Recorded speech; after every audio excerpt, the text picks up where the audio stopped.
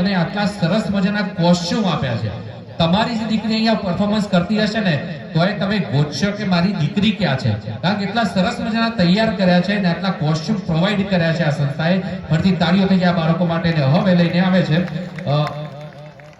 આનંદીબાઈ જોશી નામ છે ડ્રામાનું, અને લઈને આવે છે અંજીશ યશવી હેતરાજ પ્રિન્સ જીયા હેત વિરેન જોયા નક્ષ ખનર. ડ્રામાનું નામ છે આનંદીબાઈ જોશી.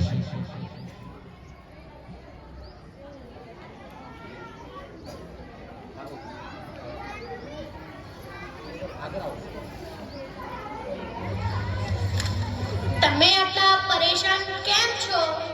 પરેશાન તો હોય જ ને. હું એક દીકરીનો બાપ છું, પાર્વતી. હવે તેના હાથ પીડા કરવાનો સમય આવી ગયો છે. પણ આપણી આનંદી તો ફક્ત 9 જ વર્ષની છે. હજી એની રમવાની અને કૂદવાની જ ઉંમર છે. જો પાર્વતી, છોકરીઓ પારકુતર હોય છે. જેટલી જલ્દી ઘરેથી વિદાય આપીએ તેટલું જ સારું. કાલથી આનંદનું ભણવાનું બંધ. પણ બાપુ, એમાં મારો શું દોષ છે? તમે મને ભણવા કેમ નથી દેતા? એમાં તારી એક ભૂલ છે કે તું એક છોકરી છે. છોકરો હોત તો શું બાપુ? છોકરો હોત તો શું? એ છોકરી વધારે જીભ નથી ચલાવ, નહીં તો જીભ ખેંચી લઈશ. બાપુ, હું ભણીને કંઈક બનવા માંગુ છું. મારું ભણવાનું બંધ ન કરાવો બાપુ. આનંદી, તારે ભણવું હોય તો ભણ, પણ બાપની છાતી ઉપર બોજ માટીને ના બેસ. પણ બાપુ, મારી ઉંમર હજી ભણવાની જ છે. મારે ભણીને ડોક્ટર બનવું છે. ભણવું આગળ તો તારી ચોપડીનું કામ પૂરું કરીને જ રહીશ. આ બાપુ, ના પાડો. ના પાડો બાપુ. નહીં. આ તમે શું કર્યું? તમે મારી ચોપડીઓને જ નથી ફાડી બાપુ, પણ મારી કિસ્મત જ ફાડી નાખી. મારી કિસ્મત. છોકરાઓના હાથમાં ચોપડીઓ સારી લાગે છે, છોકરીઓના હાથમાં તો મહેંદી જ સારી લાગે. મહેંદી. બાપુ, હું છોકરી છું તો શું થયું? છોકરો અને છોકરી તો આપણે બંને આખો બરાબર જ હોય છે. બંધ થા છોકરી, હજી તું જીવતી છે. મારો ઉપકાર માન કે તને નાનપણમાં જ કાઢ નાખ્યો હોત તો આ તારી દલીલો સાંભળવી ના પડત. પણ બાપુ, મને ચૂલો સળગાવવો સારું નથી લાગતું. જો છોકરી, જેટલું જલ્દી ચૂલો સળગાવતા શીખી લે એટલું જ સારું છે. અને હા, કામ લગન થશે ને કાલે ના કાલે. અબળા જીવન એ જ તારી વાર્તા. આંચળમાં છે દૂધ અને આંખોમાં છે પાણી. મને માફ કરી દે બેટી, તારા બાપુની જીદ આગળ મારી એક પણ નથી ચાલતી. મને માફ કરી દે બેટી, મને માફ કરી દે.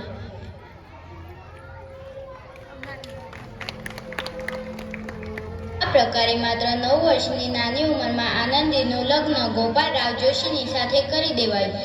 બાળ વિવાહ એક સામાજિક કુરીતિ છે. એનો શિકાર આનંદીને થવું પડ્યું. 5 વર્ષ પછી આનંદી 14 વર્ષની થઈ. એના ઘરે એક બાળકે જન્મ લીધો. પછી આગળ જોઈએ શું થયું. જુઓ ને, આને શું થયું છે? આનું માથું તો તાવમાં તપી રહ્યું છે. એને તો ઘણો વધારે તાવ છે. તમે પણ કંઈ પણ બોલો છો. આપો મને. મદદ, ડોક્ટરને બોલાવી લાવ. જી, હમણાં જ બોલાવીને લાવો. આ તું શું કરી રહી છે આનંદી? ભગવાનની ભભૂતિ લગાવી રહી છું. બસ કર આનંદી, આ બધો આંધળો વિશ્વાસ છે. અરે, તમે માનો તો ખરા. ભગવાનની દયાથી આનું માથું ઠંડુ થઈ રહ્યું છે અને તાવ પણ ઉતરી ગયો છે. હે ના બાબુ, જુઓ, આપો મને. ઉઠો બાબુ, તને તારી માં બોલાવી રહી છે. શું થયું છે? આંખો પણ ઉગાડી નથી રહ્યો. ચૂપ કેમ છો? બોલતા કેમ નથી? આંખો ખોલો. આનંદી, આપણો બાળક હવે કદી આંખો નહીં ખોલે. ના, એવું ના થઈ શકે. મારાથી મારા બાળકને કોઈ દૂર ના કરી શકે. ગાંડી ના થા આનંદી. આનંદી, બંધ કર આ તારું ગાંડપણ. ભગવાને મારું બાળક મારાથી દૂર કરી નાખ્યું.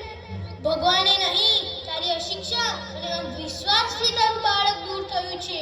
જો તું ભણેલી હોત તો આપણું બાળક જીવતું હોત. તું અભણ છે, અભણ.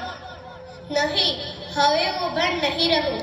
હું પણ ભણીશ, કારણ કે આગળ જઈને બીજી કોઈ આનંદીને સારવારના અભાવના કારણે પોતાનું બાળક ગુમાવવું ના પડે. શાબાશ આનંદી.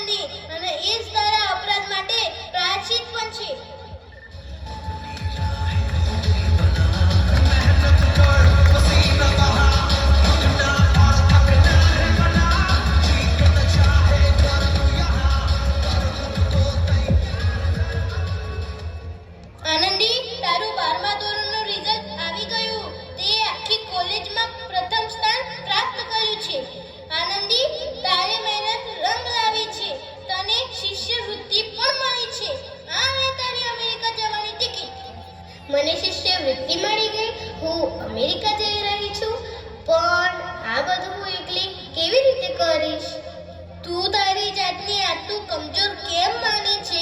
આટલું ભણાવવાનો શું ફાયદો? પણ તું તારી જાતને ગવાર જ સમજે છે. હું હવે ગવાર નથી. આ પ્રકારે 7 એપ્રિલ 1883 આનંદી અમેરિકામાં પેન્સિલ્વેનિયા માટે જવા નીકળી અને 3 વર્ષ પછી તેને ડોક્ટર ઓફ મેડિસિનની પદવી મેળવી. અહીંયા આનંદીના પિતાની તબિયત ખૂબ જ ખરાબ છે. પછી આગળ શું થયું તે જોઈએ.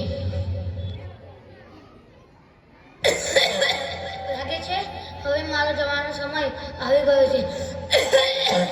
લાગે છે હવે હું નહીં બચું. આવું ના બોલો. શહેરના સિટી હોસ્પિટલમાં અમેરિકાથી સારી ડિગ્રી મેળવીને એક ડોક્ટર આવેલ છે. એક વખત તે જઈને બતાવી લઈએ. હા, સાચું કહ્યું ભાઈ. ત્યાં જઈને ખબર તો પડશે ને. હા, ચાલો ચાલો જલ્દી હોસ્પિટલ જઈએ.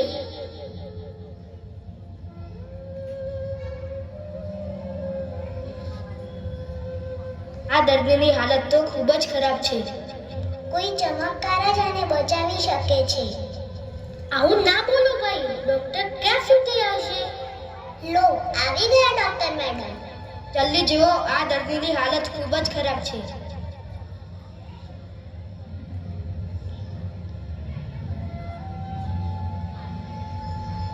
હવે તમે બિલકુલ ઠીક છો.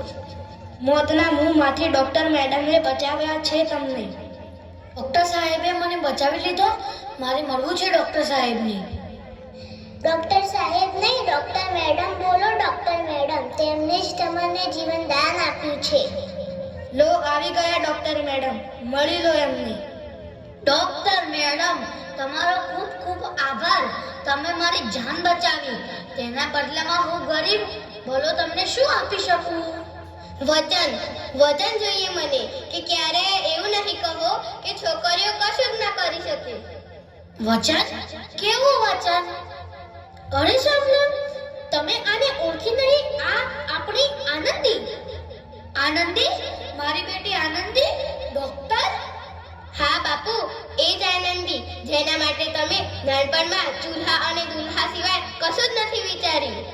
આનંદી, આનંદી મારી દીકરી, મને માફ કરી દે. હું તારો ગુનેગાર છું. નહીં બાપુ, એ જ આનંદી જેના તમે હાથ પીળા કરીને એનું પૂરું જીવન અંધકારમય બનાવી દેવા માંગતા હતા. માફ કરી દે મારી દીકરી, મને માફ કરી દે. હું તારો ગુનેગાર છું. મારી દીકરી, મને માફ કરી દે. નહીં બાપુ, મેં તો તારું અહેસાન ચૂકવ્યું છે.